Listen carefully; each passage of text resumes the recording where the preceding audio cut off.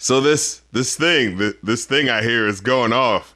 You know, it ain't about punk and it ain't about the scene. And you stupid fucking nerds sitting indoors, man. I'm out in the streets. Dig it. It's Going On podcast with Rap Critic and Muse. You know, for the longest time, I was thinking about, what was it? The Going Off podcast is good, all right. Remember that? We were thinking about that as a slogan? Just a generic, like our version of the fucking brands that we were just talking about. Yeah, fucking good mood food, eating good in the neighborhood. It was someone defensively, as if they were on a school bus and overheard people shit talking, going off, just stood up and went, "The Going Off podcast is good, all right?" Like in defense, they've had enough. I've been thinking that could be a slogan, but now you've turned me onto this new one, the parody of the Lo-Fi Allstars quote. That, you know what? It might not fit on a shirt, but it's catchy though. What was I just thinking of? Like, you're going on to go off or something like that. You're gonna get on. Wait, no, you're going on to going on. Wow. You see where I'm trying to? No. I'm like trying to circle this drain here. The first album we're talking about today is How to Operate with a Blown Mind by Lo-Fidelity Allstars, requested by Joseph Bergeron.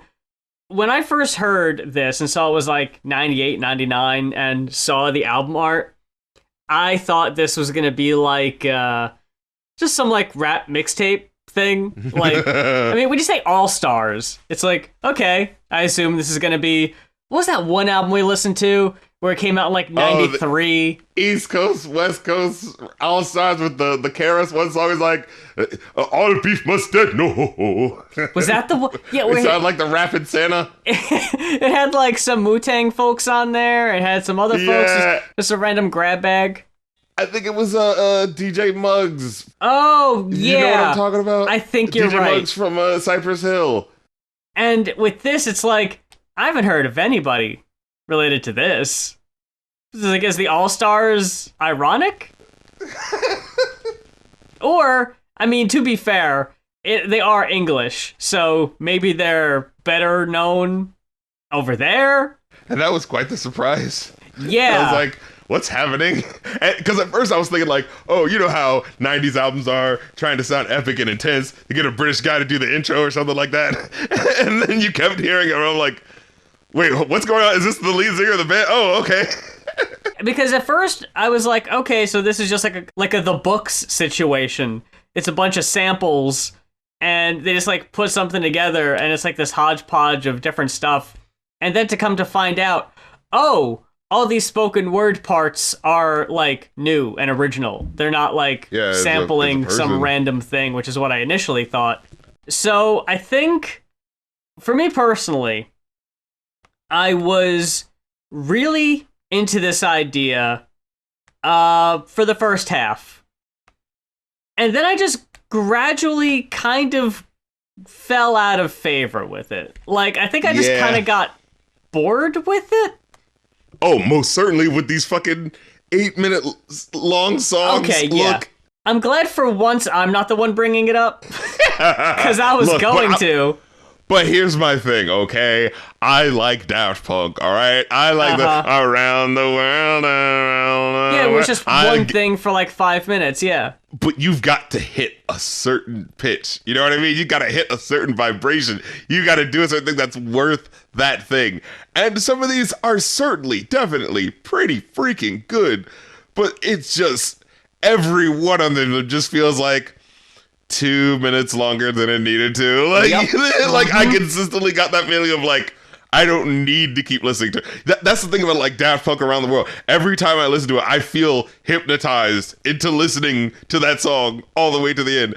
You know, it's not that it's that common. I mean, it has its complexities, you know, within it and what it's doing, especially with the music video and all that sort of stuff. You know, but like for me, like, you know, there is it's that Philip Glass type of shit. You know, it's like, hey, not everything needs to be fully complex. Like most of the music that we listen to isn't really that complex. Like if we're looking at the Full Brother music, right? Like, oh sure, in that simplicity, you could have things like a harder, better, faster, stronger. Which even though there's like 8 words in that song and it just kind of repeats it, but it's that repetition that slowly allows you to piece together the message of what that song really is, right? These type of techno joints there's still a hierarchy and still an art to them, right? Like, so I don't want to be a person getting on here and saying, oh, look, it's a dance club songs repetitive. Bleh. You're just like, no, it's not that at all. In fact, as I was listening to this, I got a lot of, Gorillaz feeling from this, because, especially a British dude doing experimental, like, trip hop shit, like, this is the lane. With a very low energy, monotone delivery. That's very 2D. Right. Oh, that scratch that itch. Ooh, do it. Talk thingy sort of thing, like. Because, like, I understand if you have a song for a club and you just want that shit to keep going. That's why extended club mixes are, like, over 10 fucking minutes long. Right. It's like, I get that.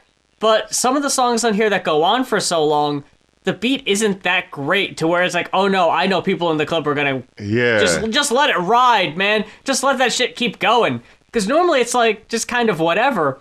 The thing with Daft Punk that I realized, I always liked the single edits of the songs that tended to be like a minute shorter. They cut stuff out. But here's all the best parts truncated. Yeah. But then when you listen to the album version, it never really got on my nerves because, like you talked about with the Left Eye, with that Block Party song or whatever, where like we're dancing all that long, where they did the dancing thing twice, and they stopped doing it right before it got really obnoxious. Yeah. Daft Punk would do this thing where they repeat a thing just enough where you're like about to get tired of it, and then the song switches up to a different thing, and you're like, okay, cool. Now it's refreshing again. Now I'm on to something else. Let me say one thing where I felt the slight opposite way, even though I love it so much, Digital Love. That last night I had a dream about you. Something in me itches so hard for that to just be a traditional song. Because like it has that first verse and it has that little breakdown. It's like, and I just really wish it didn't take so fucking long to get to these two different parts. Like when the piano bit just goes on just a little too long. Yeah. And it's like, why don't you play the game? That's your bridge. This hook is so muddy. Like, just get to it. Which songs on here were your favorites? I'm curious. Okay, so I do want to show some love to Warming Up the Brain Farm. Oh, the opening track, yeah. Just because it's like, again, this is a very unconventional album, and I like how it is with that, and that is where I can enjoy the album, where there'll be like long stretches of him just like talking about something, and it's just like hearing the music move and morph underneath him as he's talking about, like that I enjoy, right? Like, but when it's just like long stretches of just like the music happening and maybe kind of doing a little bit of something, it's kind of like, But like when I'm following this guy just having this weird free association, like I don't know what the fuck is happening. Yeah. Like, stricken with grief, I have no choice but to turn to lethal toxins. Hardcore punk paste. All stores take it over. And that was the moment where I was thinking, I was like, oh, I thought this was like a sample. But then, it's again that moment where it's like, where you're thinking the thing is looking just this way, but then it turns and looks at you, like, where it's like, oh, I thought this was just an old timey sample. And then it's like, oh, this is the guy on the album, like, yeah. Where it's just like, you thought this was a sample, but it's actually me, It reminds me of that, when Ghostface Killer did that song with Amy Winehouse before I knew who Amy Winehouse was. Oh. And like, I'd heard that, meet you downstairs in the bar, your old life slain and your soul teacher. I thought that was a sample. And so when I was just like, oh, wait, what, Amy Winehouse? What? She's got new music? Oh, is it like one of those things where it's like, oh, the person gets they sold so many records that came back, it's like, no, she's like 27. I was like, wait, what? Yeah. Then Kasparov's Revenge was definitely... Do you remember this song called like, "You're freaking me, baby, driving me crazy, you're freaking me, baby"? You know that track? I don't think so. So it's one of those tracks, like I looked it up on YouTube and I was like, what song is it? It's like, what like 2000s artists like doing this, like, and then I saw it was the Jungle Brothers, and I was like, wait, the Jungle Brothers? I was like, oh, is it like, yo, did they get like a deep cut like from like the early 90s or something? Like, and I just, you know how like in a movie, you've had that thing happen, right? Where like you'll hear a song in a movie and it's always felt to you a certain way. And then you go like, hey, let me hear that song. And you look it up on Spotify and it's like, and it doesn't feel exactly the same way. Yeah. I don't think I've heard this. You know you have. It's in like the DNA of all these movies. And I always thought it was just like some white pop rock, you know, hybrid thing. It was like, it was the Jungle Brothers. Like, oh my God, you know, black rappers innovating once again. Here's the problem.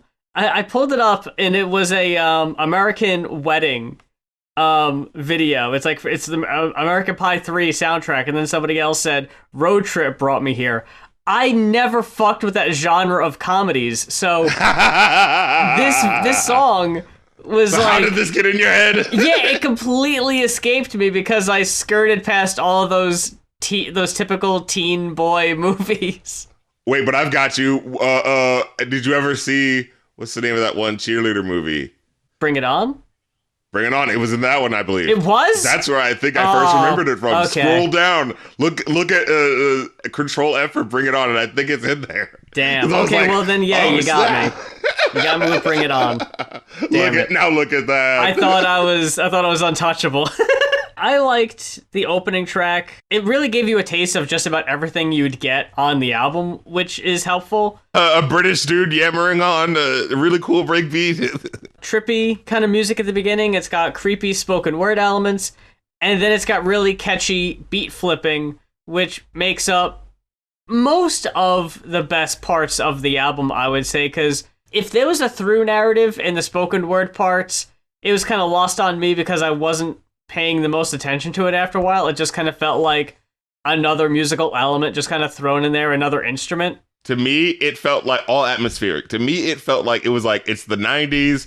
I'm in a club that looks suspiciously like a Tekken stage, you know, and you know what I mean, with the graphics and everything like that, and we're all sweating our fucking hearts out. And it doesn't really matter what the person's saying, but it's kind of informing, like, the energy that's happening. Like, you kind of catch a word or two, and you're like, yeah, hell yeah, a whole bunch of shit about spiraling off into the ether. Yeah, whatever. Yeah, that sounds cool, you know, like, and there would be, like, a vocal effect on his voice every now and then, so it would be like, so it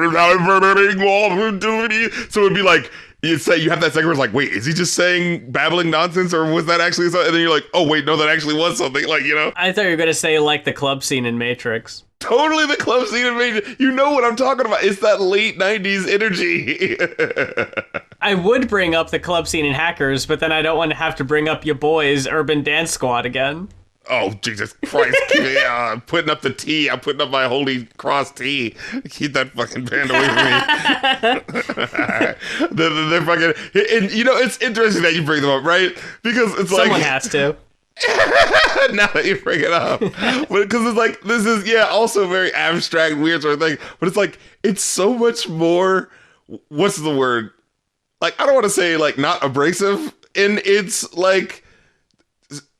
word salad-y, you know, like, like, this actually does feel like, if you listen close enough, it's like, he does feel like he's talking about something, but it's just more emotional than it is really, like, logical. You know what I'm saying? Yeah. How to Operate with a Blown Mind was a weird one, but I thought it was interesting. Again, like, switching up the energy, where it's just, like, him apparently on a dictaphone, speaking, like, with this, like, you know, really, you know, contemplative mix of drum patterns going on underneath him while he's, like, talking and shit, and then this sort of, like, again, just sort of like going on wild out, sort of like tangents and shit. But the mood of it is just a really cool sounding, like, you know, it's hashtag mood music, you know what I mean? Like, so I enjoyed it, like, that on that level, you know what I mean? Like, just on that level of like, oh, this is actually like, I can imagine this being thrown on the playlist with like, feeling moody, you know? I Used to Fall in Love. I thought this was definitely one of the more interesting ones, where it starts with the piano, you know, hits and the gunfire. Oh, yeah. I was like, what the fuck is happening? I'm like, I got a fucking duck. Like, like I heard less gunshots on an NWA album. It actually does sound like the sort of like we're in an action movie and someone is being shot through with like just enough precision where you're hearing these things slice through skin, you know? So it's like just that level of just like, what's happening? And you're hearing like the piano chords happening, so it sounds like those are like accenting the shots, you know? Yeah. So it's just really atmospheric. Like I thought it was really cool. Now Battle Flag was the one where they kept doing that shadow vowel thing, like, hey, Mr. Policeman, is it time for getting away? Is it time for running from your ass today? Or tell me if I'm making you bleed. If I got more minutes, I'm gonna give you what you need. It almost sounded like Busta Rhymes. It was like Busta Rhymes, but with like less enthusiasm. Like as I was listening to it, I was just like, huh. This is like, it has like just slightly less oomph than it needs, you know? The vocals, all of them, are from the song Battle Flag by Pigeonhead. It's just a remix of their song. Yeah. And I feel like maybe it's one of those things where like if it was under the original beat work, maybe the enthusiasm would have been like fitting to it. Maybe, but that's under possible. this, it feels a little awkward. Yeah, I get that. I thought that one started off interesting, kind of dragged in the middle, which unfortunately happens a lot on these. But then it got fun again when it introduced like the organ at the end of the song. I love when they bring in stuff like that. Another song you mentioned earlier had to operate with a blown mind. They had a Booker T and the MGs sample. And I wrote that down specifically because I wanted to tell you about an album I listened to this week by Booker T and the MGs that I think you've got to check out. McLemore Avenue? They did an entire cover of Abbey Road. And it's dope. Where is this? What is it's it called on Spotify. What's it called again? McLemore Avenue. Oh my goodness. They even, like, the album cover is them crossing a street and everything. This feels weirdly up my alley. Like Most of it is instrumental, but some songs have got vocals on them. But yeah, they just kind of throw that Stax vibe on Beatles songs, which at this point, like, weren't even a year old. Yeah, I mean, and like, how much could it have costed? Like, were they doing this legally? You know, like, or were they doing it just soon enough where, like, Beatles' legacy as a band that sues people wasn't just set just yet, and people weren't necessarily sampling shit, and we were just out of that era of everyone doing covers of everyone's shit anyway. You know, like, you know what I mean? Were they like right at the edge of doing that? Because like, as soon as I hear a bunch of Beatles songs, the first thing I'm hearing is, ooh, that sounds expensive. You know, Right? But like, Yeah. Booker T and the MGs get sampled a lot, like randomly around hip-hop songs, like, because I just looked down and I saw the, Hip Hugger, like, because that's the song I remember, like, oh, that was in that Old Dirty Bastard song, like, the hip hugger,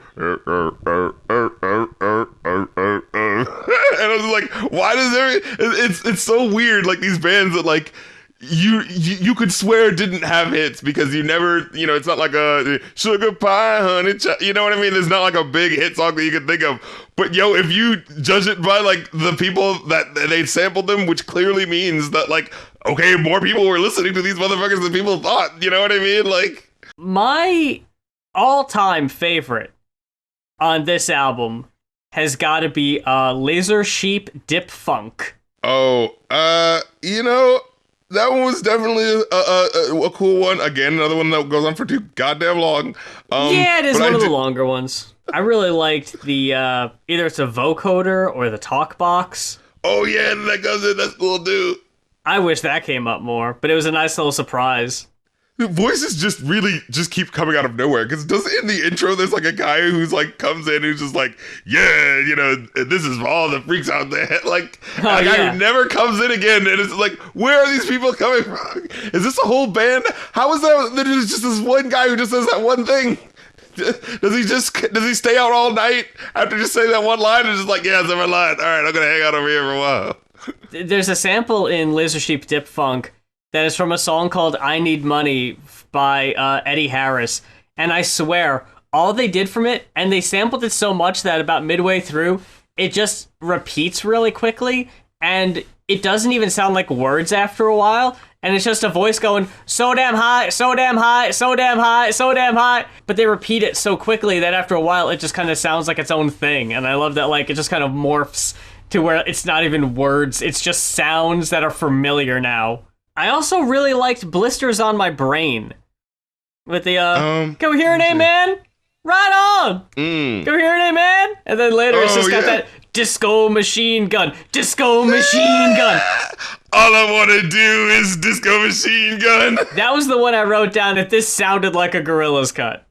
Yeah, and it's just stupid fun. Like, it's that level. It's like, it's that Korn, that Gorillaz doing White Light. You know, it's like, this is just on that edge of stupid fun. Like, it's not like comical or anything. It's just like, yeah, I can imagine saying this and around and just like enjoying that in my room as a stupid kid. You know what I mean? Like, it's that energy. It's that stupid kid energy in your room listening to music, you know? Injecting rust, sipping yellow dust or something like that. And if you're like, what the fuck? Like, it's just so weird sounding. It also had the African drums on that one and on Cool Rock Bass that I really appreciated. I liked Cool Rock Bass.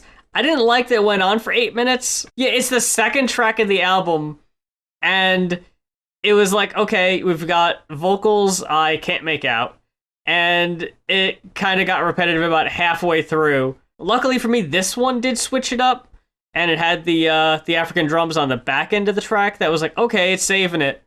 But yeah, other ones weren't so lucky. They just keep going and keep going. And then Vision Incision, that was the one that goes on for 9.5 minutes. The epic strings and that female echoed, oh, like that actually really works. I thought that was really cool. Like, it was one of those things where like, when you can put me in that overly epic 90s music video where I can imagine the thunderstorm music video with the woman on the edge of a building, you know, like, you know, and there's just like a really weirdly satisfying slipping sound in that beat that keeps coming in. That sounds really cool. I was like, you know, I could listen to this for 10 minutes. I get this, you know, like. It made a noise and I couldn't figure out what the voice was saying. It sounded like a voice over a phone, but it sounded like it was going like, whoop, ever, whoop, ever. And I was like, are you saying ever? Like, I couldn't tell what they were saying.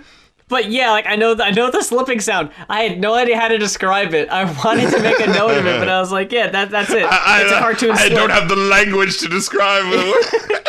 Should have sent a poet. It's interesting. The songs you liked the most got like middle of the road ratings for me. And a lot of the ones I liked, you weren't so hot on. Okay, weird. This really does feel like an opposite thing because I was like, oh my god, this is a musical Rorschach test? You know, this is like how are you feeling about the music and how is the music feeling about you? You know, like where RC sees the two faces and I saw the vase. For real.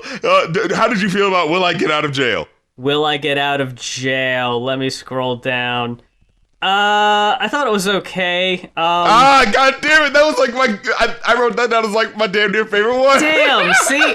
That's just so fucking funny. I thought it was kind of boring, and I liked it in the second half when it had like distorted synths. But I was like, eh. Because I kind of felt that way about the earlier, longer track that you were talking about. That was like, oh yeah, you know, it has the nice little like thing, but it's like, it kind of felt a little mid for me, you know, you know. That is so interesting.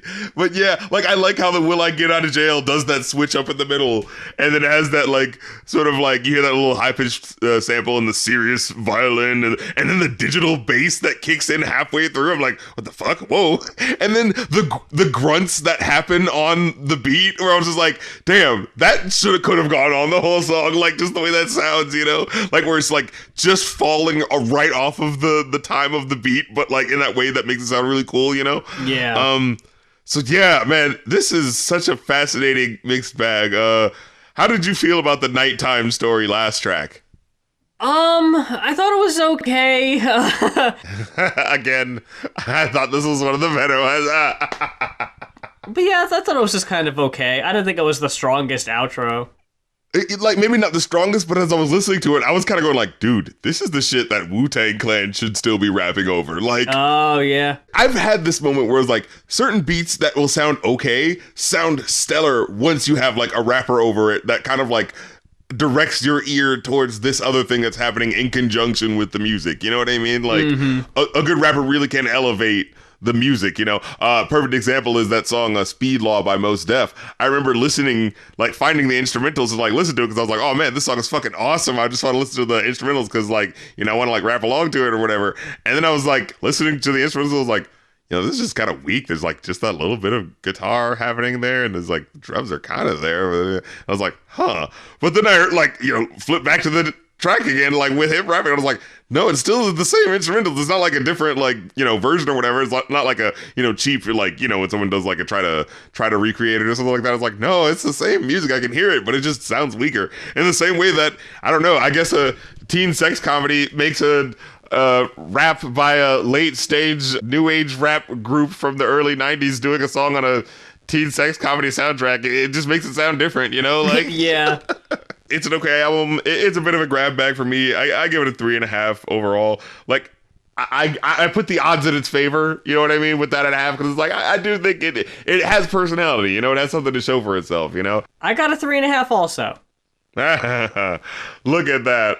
Up next, though, we've got Surf's Up by the Beach Boys, requested by Jack Parallax. I love the obviously tongue-in-cheek title of this album. I've heard some of the songs off the album, but this is my first time actually listening to it the whole way through. This is fascinating. Up until this point, I was only familiar with 3 phases of Beach Boys. Phase 1, the fun, fun, fun. Second phase is fucking good vibrations, fucking pet sounds. And third phase is Kokomo. So it's like, where does this fall? And it's after Pet Sounds, before Kokomo. This here is such a departure from that early shit that this is what I really love about the album. For one, I always pictured Beach Boys as being safe. The fucking parents in the suburbs love Beach Boys, but it's still charming and cutesy. And I love that this was probably such a smack in the face when the Beach Boys on this album are straight up saying ACAB, and it's like, whoa, holy shit. What I also love is how Brian Wilson is a musical genius. I'm just gonna throw that out there. Not a hot take necessarily.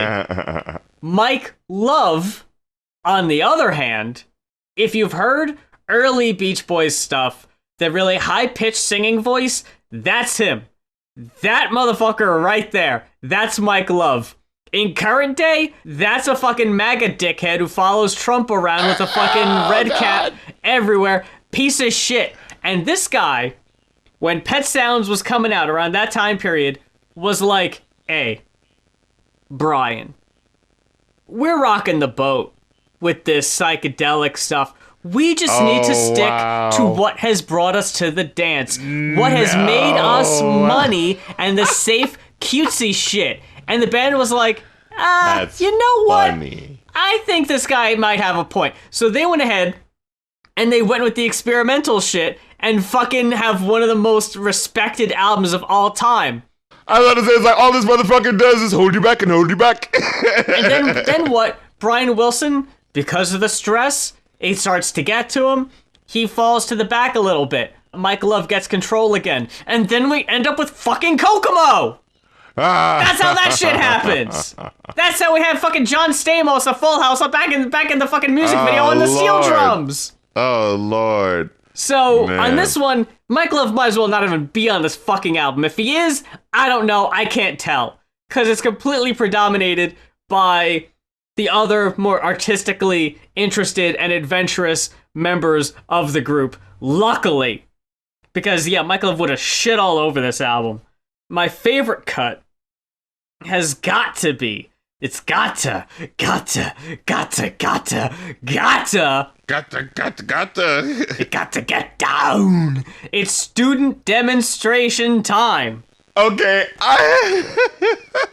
The fucking let's outro cut conversation on the first side, and if we want to build up to that, we can, or we can get right into doing student demonstration time. We can talk about it right out the gate. I don't care. You know, it is so tempting. But I want to start with the beginning specifically because, like, the way the first song calls your attention. Oh, like, God. it starts specifically with discordant chords. Like, it's trying to be like, you know what we're doing the opposite of now, you know, like... Don't go near the water. Surf's up. Don't go near the water. Brian Wilson, he stroked his chin, and he was thinking, like, what are we gonna do to upend things? We're the Beach Boys. We're noticing. How are we gonna flip it on? What can we do that still can be real to us, but can still be saying something about what's going on? And he sits on his beachfront property, sees a little bit of, you know, trash, a little bit of, like, plastic, you know, get up on the beach. And he starts thinking, social message and the beach. We're in business, baby. I was like, I see you. All we need is your boy, the mailman, sticking his head through the fucking window, yelling message at every song on here. And here's my thing. It's, again, one of those things where it's just like, oh, this is so cute. This is quaint. Like, oh, I get what you're trying to do, Beach Boys. Like, on some of these songs, I think they actually do a really good job. On some of these songs, I do feel a little like, okay, I don't know if they worded this exactly right. But then there's that certain level of, like, you know, again, you zoom back to when the time this is actually happening, right? And you're like, oh, fuck, Kent State just happened, right? Like, you know, and it's sort of that thing that kind of makes me be a little bit more lenient on them, because it's just like, damn, they really are reacting in real time to these things happening. You know, there is that certain level to it of, like, these are the snapshots of, like, shit, we are the Beach Boys, we got to say something, you know, like, so I find that, like, honorable. Like, that's the thing. Like, if you can't say anything else about this album in terms of, like, replayability, you know, you do have to say, like, this is just an honorable thing for, like, a group to do, to still want to experience, to still try to get their David Bowie on, you know what I'm saying, and try to be like, no, we can still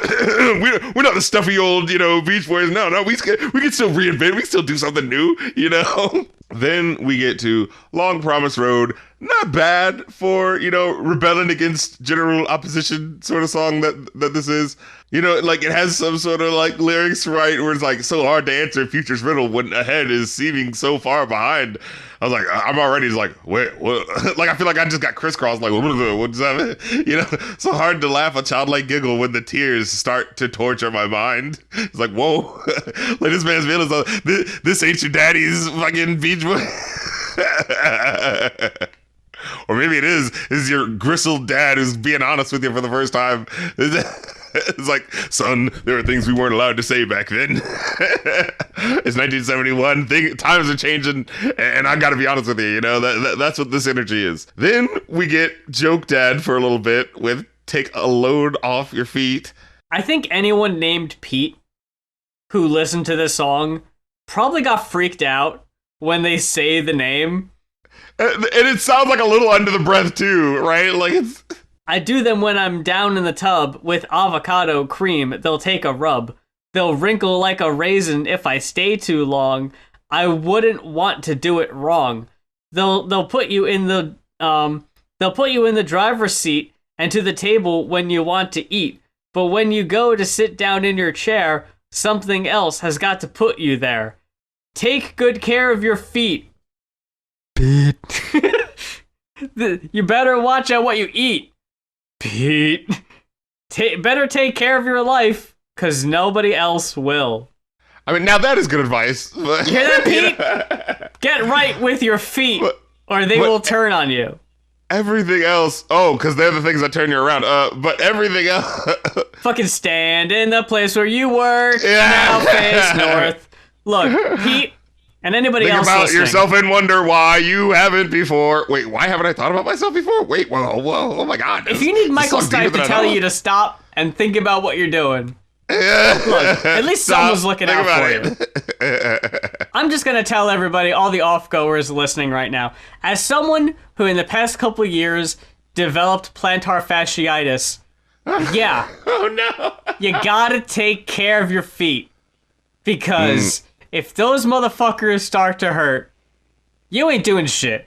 The Beach Boys said, better take care of your life because nobody else will. You know why they said that? Because they didn't know about going off. They didn't know that one day two folks with a podcast to hundreds of people would be telling them, hey, you know what?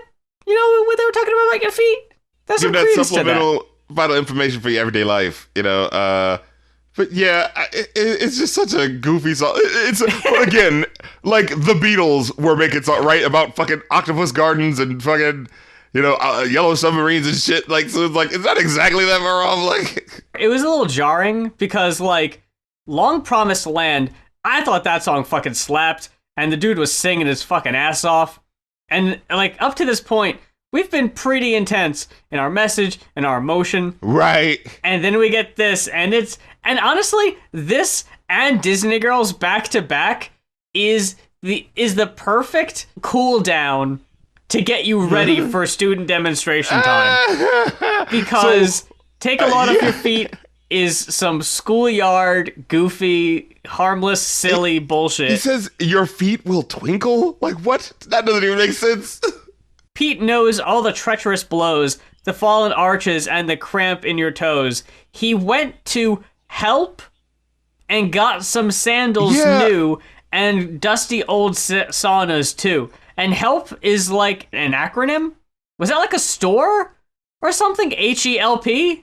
Maybe some sort of like social program like for people's clothes or something. That's what I was thinking. Like, oh, a little subtle, call out to some sort of like organization or something.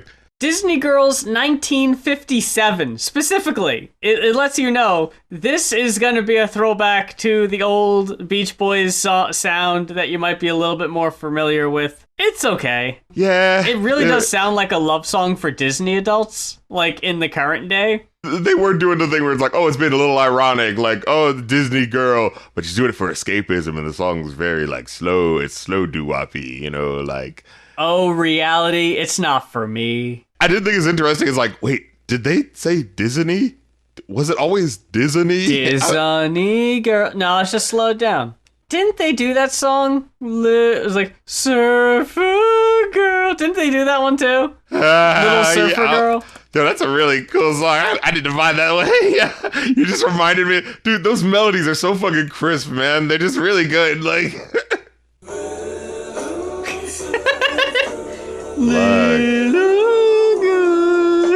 I don't know dick about surfing or how to do it at all. But when I hear that song, I imagine the music video with that, like, this really cute girl, like, surfing, and you're just like, I gotta at least try. I gotta go out there, like... Everything looks like it was filmed with a fucking 8mm camera. Oh, for sure. And a sepia, but it's like got that soft filter on it, like... She's got the cat eye glasses that you saw every girl in an old Beatles concert was wearing as they were screaming and crying. They got all the cat eye glasses on, passing out. Student demonstration time. What a song! Just the way it started, where they were like, "Oh, we're going old school rockabilly. This is that respectability. This is the rowdy respectability, version of that for them, right? Like, you know what I mean? Like, we're not necessarily on the funk stuff, but here's the old school version of like, here's the rowdy, muck up music. Like, you know what I mean? We're out there saying there's a riot going on a couple months before the Sly album of the same name comes out. We're not going to be that raucous, but we're raucous for us, okay? This is out of our comfort zone. The vocals kind of have that sort of like megaphone quality to them. So like, oh my God. Like the way they experiment with like, you hear like, you hear sirens in the background, but you also hear like things that are synths that are imitating sirens, but like messing around to do a little stuff. You're like, oh, okay, they're getting a little weird on us. Like, wait. Civil rights happened in 1968.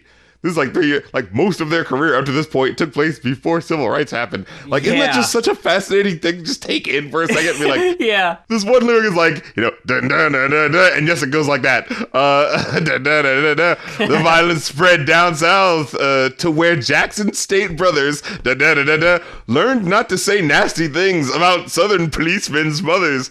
And I'm like, what? Beach Boys, holler at me for a second. Come over here. Do you know why these riots are happening? Do you know why they're happening? Are you aware? Do you think it's just because somebody just got mouthy to a policeman? Like, you know, like, I'm just like, It's like, I'm sure it happened. again, I know that their heart is in the right place, so I don't think that this is actually a, you know, Coca-Cola join the conversation thing. You know what I mean? Like, I don't think that they actually are dipshits about it, but it just kind of felt like, just like, do they know exactly why this is happening, or are they just kind of like, well, hey, people want to be heard, and we should allow them to be heard. I don't know exactly what they want to say, but we should still allow them to be heard, you know? Like, nothing much was said about it, and really next to nothing done. The pen is mightier than the sword, but no match for a gun. Yes, student demonstration time. You know, and I was like, this get a little saucy for the Beach Boys. You know, we had the lyric where it's like, they said that the students scared the guard, though the troops were battle dressed. 4 martyrs earned a new degree, the Bachelor of Bullets. I know we're all fed up with useless wars and racial strife, but next time there's a riot, well, you better stay out of sight, because there's a riot going on. And just the framing of this felt awkward to me, right? Yeah. Because it felt like it was more like, oh shit, there's something happening. You better get the fuck out of the way. And it's like, I mean, I guess that is like, you know, just for your own self-preservation, I guess, like, to get out of the way of, like, you know, violent shit that's happening. What is it like? It feels sort of like, you know what I'm trying to say, right? Oh, yeah, for sure. It's not outwardly shaming people for protesting, and it's not saying that their protesting isn't valid. And it feels like it's weirdly trying to ride a middle line, and I can't tell if that's like, it's not being judgmental. It's not siding with the people they're protesting against per se that's what I either. think, yeah. But if anything, it's just bringing awareness to us. They're reporters just kind of pointing to it and being like, hey, you can't ignore it. This shit is happening now. I can't act like it's not cool that the Beach Boys is doing this type of fucking song. And I can't act like they're not saying, you know, they are saying something in here, especially. But, like, there is that sort of feeling where it's just like, I don't know. But, like, I feel like there's, like, other songs where, like, Fortunate Son, you know, just for an immediate example, right? Where it's like, it feels kitschy now, and like, we all know, you know, what that song is. It's a song about it. But, like, when you listen to it, it really is speaking about something like, you know, it ain't me, I ain't no fortunate one. Like, I ain't the one who's, you know, born to wave the red, white, and blue because I'm the one who's going to get conscripted into war. Like, that's very directly talking about, you know, the thing that's happening, you know, like, and it's very, like, the narrative is putting you in that first person. Like, yeah, I'm not that guy either. I'm not the guy who's going to be, you know, just proudly waving the battle flag and going into death because, like, well, look at the shit that I have to do. I'm not fortunate. This is what I'm going to be fighting for. It very directly calls your brain to these ideas. He is the person who could be persuaded. You know, he's the person you could definitely talk to and be like, hey, man, and now that we've got your attention person with resources, here's how you can help, you know? Like, that's what the thing. So I wouldn't want to shoo this type of person away, is basically how I feel. You know, if we were to zap back to 1971 and it's like, make your decision, you know, are you cool with the Beach Boys or not? I'd be like, nah, we cool. We certainly cool. I would definitely want to do a remix. Maybe we reread some of these lyrics. But, you know, feel flows. They get back in their spacey, you know, psychedelia vibe. They got a great flute solo on this track, too. This needs to be right after Good Vibrations on your playlist. Ooh, I'm telling you guys right now. This is the chaser for Good Vibrations, where you still, like, I just heard that song, and I don't want to play it again, but I definitely want to feel those vibes, you know? Yeah, keep it going. The feel flows, the white puff, glistening, shadowy flow. Like, it's milky. Like, you've got to listen to this fucking, and the fucking, the poetry. It's one of those things where it's like, I don't know what the fuck you're saying, but this sounds cool as shit. It's like, the unfolding, enveloping missiles of soul recall senses sadly, mirage like soft blue like lanterns below, to light the way gladly. Whether whistling heavens clouds disappear, whether wind withers mystery, whether whiteness whisks soft shadows away.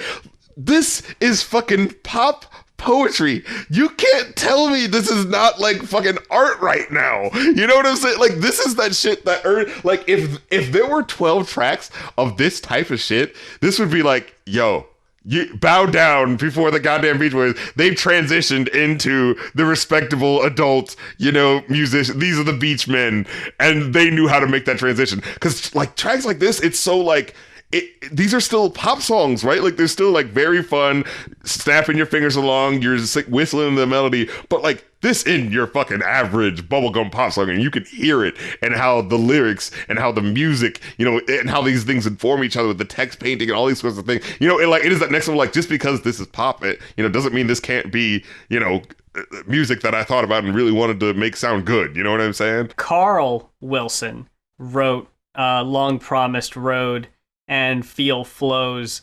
So he's definitely the more pensive guy. As soon as you say that, it's like, oh, those two styles of songwriting, I hear it, Then Looking at Tomorrow, a welfare song.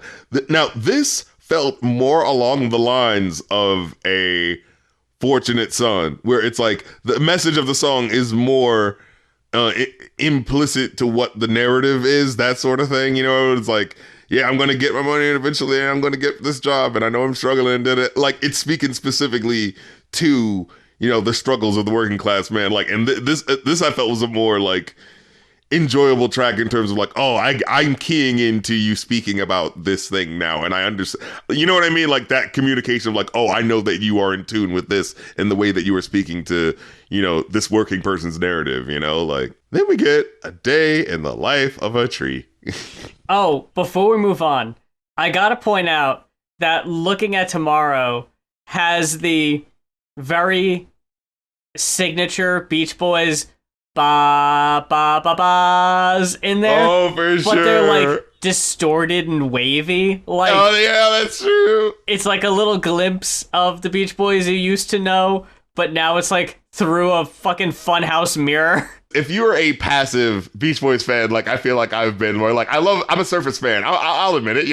I like the big hits. They sound really nice, and clearly calls me to like listen to more of these really nice melodies and shit. But it's like the stuff that's the hits. There's still money. Like they don't run out. You know what I mean? Those melodies still hit. Feel the wind blow through my skin. The pain, the air is killing me. Is oof, God. And trees like me weren't meant to live if all this earth can give is pollution. It's like, I officially know what a Beatles song sounds like in an American accent. Like, Day in the Life of a Tree is a George song. Student Demonstration Time is a John song. Disney Girls is a Paul song.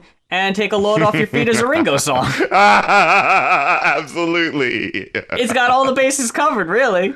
Now look at that. I thought Till I Die was a less impactful song, but I still thought it was really pretty sounding. The fact that it came after the ambitious A Day in the Life of the Tree did feel like it felt like a bit of a step down because of that. Because like it starts with, like, the last song is about being an object, and then the first thing he says, like, I'm a cork on the ocean. I'm like, oh, are we still doing the object thing? I mean, like, Till I Die is the speed bump. Student Demonstration Time, fuck yeah. Feel Flows, fuck yeah. Looking at Tomorrow, A Day in the Life of a Tree. We're really picking up steam. Till I Die is kind of, okay. But then Surf's Up is so fucking good. Again, it's like, man, we get right back to it after this one. Back, baby. I mean, like I said, Till I Die, like, it certainly chills out. Like, when I'm able to zoom out and realize what's happening, like in the song, where it's like, oh, it's three different objects that are representing how he feels, and then the bleeding organ kind of comes back in again. There's a lyric where he says, like, it kills my soul, hey, hey, hey. Like, the nonchalance of, like, using that little, offhand, call back to the doo-wop thing, but right next to it kills my soul. Yeah, the juxtaposition there is great. Like, he knows what the fuck he's doing, like, these things I'll do till I die, these things I'll be till I'll die. It's just like, oh no. Like, it's one of those things where, like, as this picture slowly starts to come together, the three objects that he mentioned slowly start to float together, and then the message comes together. It's like, I feel this way about my life. What do I mean? I'm nothing. And then we get to Surf's Up. Truly back in that Baroque pop bag. Oh my God. It was like, it had me gotta be like, you guys could have just done this the whole time. Please, just do this the whole time. I want this the whole time so badly. How we got two songs in one, essentially, with this one. The first track with and I'm not even gonna try to replicate it, but you know what I'm talking about. Culminated ruins. Domino, and he hits this high note that is just like, whoa, where was this? Holy shit. And then like the second half is like a little bit more upbeat, but you got this line, a choke of grief, half-hearted I, beyond belief, a broken man, too tough to cry. Breaking down the toxic masculinity in his heart, plaguing his soul. And then I love that one part where he goes like, surf's up. It's like, yeah, I guess that's what I do. And then it's like, but then the way he follows it up, surf's up, aboard a tidal wave, come about hard and join. Just like the way he flips that, like the ultimate imagery that this type of, you know, guy in this weirdly specific niche of genre can flip, you know, on his head, giving you that ultimate tsunami wave, you know, like, yeah, surf's up on this motherfucker that's gonna wipe away everything. Yeah, post-apocalyptic Beach Boys music. It's like, yo, I'm here for it. I'm here for it. Ultimately, I walked away with an average rating of a 4, but I feel like that's low, man. Like, you know, I gave it a 3.5, and whoa! I'm like, maybe I'm being the hater, huge hater this week. I get it. Student demonstration time is a weird one. And load off your feet. Take a load off your feet definitely wasn't a 4 for you, I'm gonna guess. No, that was certainly not. That was a 1. That pulled it down, certainly. Yeah, I get it. I'm not gonna dispute. You know, he got that reputation of like, oh, this is the Beach Boys being dour. So maybe like the art side of the crowd was like, oh, they look at them thinking they're being artsy. You know, maybe they heard one of the goofy songs and they're like, they teeter to themselves, you know. And then the people who are like, well, I just want the fun songs. You know, they heard 1 or 2 of the fun songs, but why are they being so dour? You know, these two people who are in these completely different mindsets of expectation, you know, and I think if you just go into it wanting to be like, hey, I remember the Beach Boys, what's new with them? You know, and then go into it like this, I think you have a much more fun time. I'm very curious about this part of the Wikipedia article about the album. It says, lyrically, Surf's Up addresses environmental, social, and health concerns more than the group's previous releases. Okay, so far. This was at the behest of the newly recruited co-manager Jack Riley, who strove to revamp the group's image and restore their public reputation following the dismal reception to their recent albums and tours. Okay, guys, we care about stuff. We care about the environment. Like, I'm looking, Pet Sounds only came out a couple years before this. Like, we're not talking... times change quick. Like, I guess they might have had like 1 or 2 albums that didn't do as well. But it's this part in particular.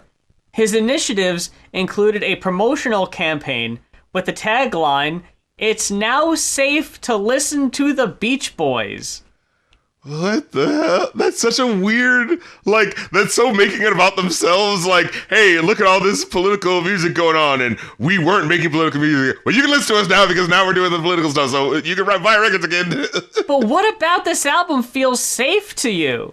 Yeah, that's the thing. Like, are they being ironic? Is this of the time? Like, this would be so biting irony at the time. It's now safe to listen to the Beach Boys, but we're not actually being them. But this is the cheeky 70s. Like, this is the 70s. That shit was kitsch, you know? Like, do you mean we're not putting out shit anymore? Like, hey, this is another good album. It's safe to listen to them again? Because their next album did really badly. I just can't imagine the Beach Boys any more into the 70s. Like, you know, like my brain is like, did the Beach Boys do disco? Like, did that happen? Like, I'm so... Ladies and gentlemen, if you want to request an album... The next one says it leans a little bit more into R&B, but that doesn't feel like it would be out of the wheelhouse. Like, R&B like was at the root of were they rock, doing more of that AM rock in the 70s, you know, that was becoming more of the yacht rock shit, you know. Oh, they're going from the beach to the yacht in the 70s. Is that what's happening? They put out Surf's Up. They put out 2 more albums. And then from then on out, it was like a decade of greatest hits. Like, they fucking... Surf's Up was the swan song, man. The last taste of, like, quality. Like, because my brain is just racking itself to be like, they just feel like such an anomaly outside of the decade that they came from. But then you think it's also kind of fascinating how they were able to last as long as they did into the next decade.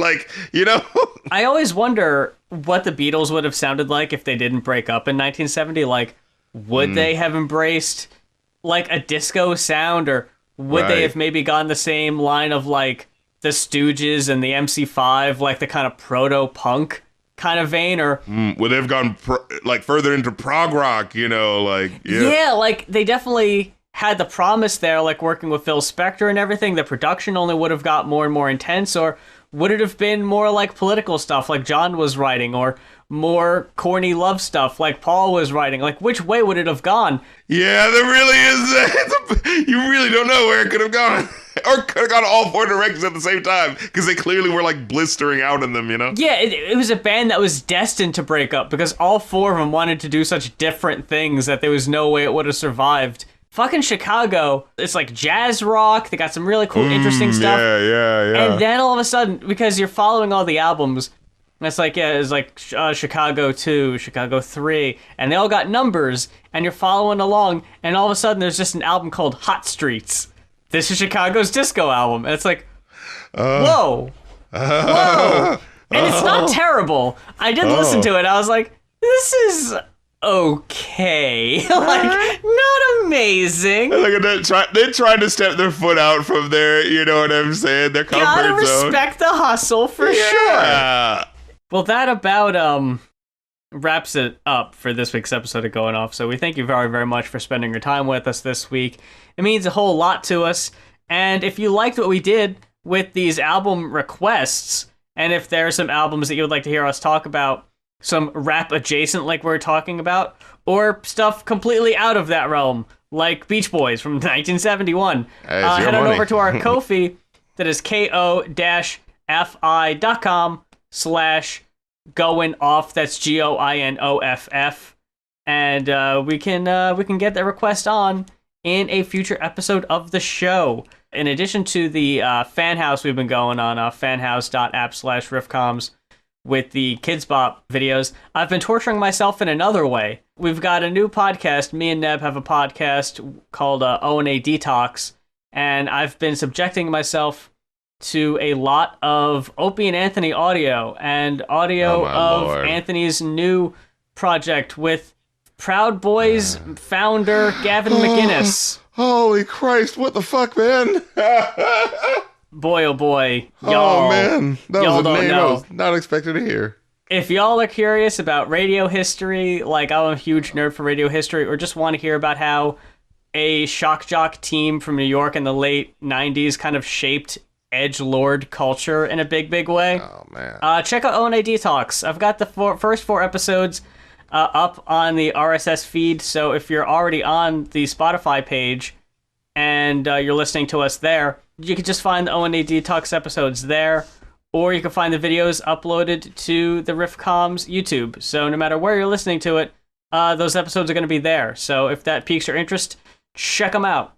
And if you want to support your boy, you can always hit me up at patreon.com/rapcritic. You can get to see episodes early, real early, as well as get to see and listen to my movie review podcast, Review Anew, as well as get to join the Rap Critic Discord, where you can chat with me and fellow fans about music and stuff like that. And we always are talking shit about stuff, and having movie nights and game nights and music nights. Sometimes, like, when I'm not even there, I'll just see like people have had a music night and people are just listening to music and hanging out.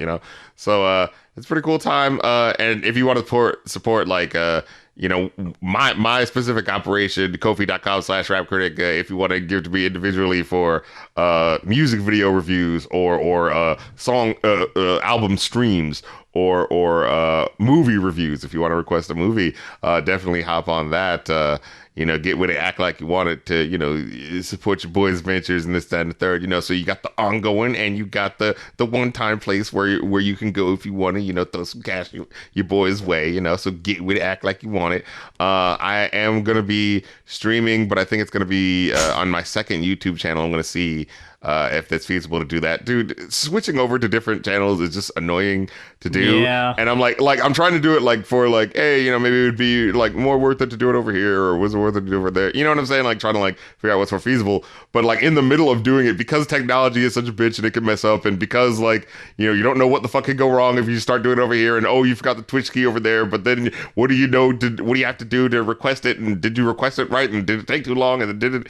Yeah, it's just a whole bunch of shit. But yeah.